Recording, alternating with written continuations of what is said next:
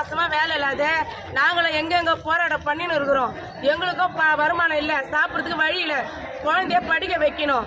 எப்படி எங்க வாழ்வாதாரம் எப்படி பண்றது சொல்லுங்க? எப்ப பாரு மனு கொடுக்க போனா அரெஸ்ட் பண்றாங்க.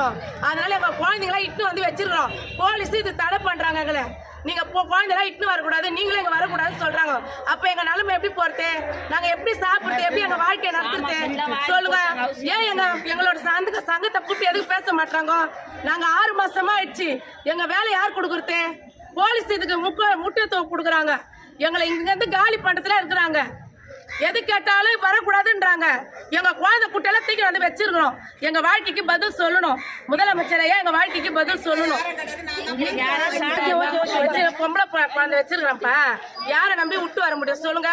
இப்ப இருக்கிற காலகட்டத்துல யாரை நம்பி விட்டு வர முடியும்? எல்லாம் சிங்கிள் பேரண்ட் வச்சிருக்கோம் குழந்தைங்கள. நாள்தோறும் நாங்க குழந்தைங்களை விட்டு தான் வரோம், மயில் பண்றோம். ஒரு நாளாச்சு தெரியாதாமா இந்த குழந்தைங்க வச்சிருப்பாங்க, உங்களுக்கு குடும்பம் இருக்குதுன்ட்டு? எங்க ஓட்டை பார்க்காது, எங்களோட வாழ்க்கையை பாருங்க. நாங்க எவ்வளவு கஷ்டப்படுறோம். 1400 பேரும் நைட்டோ பகலும் அழிய கடினமா தான் இருக்கிறோம்.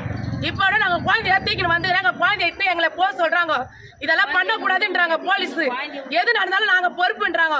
அப்ப நாங்க செத்தாவோட அவங்க பொறுப்பாமா? எங்க சாவுக்கு அவங்க தான் காரணம். மன உளைச்சல்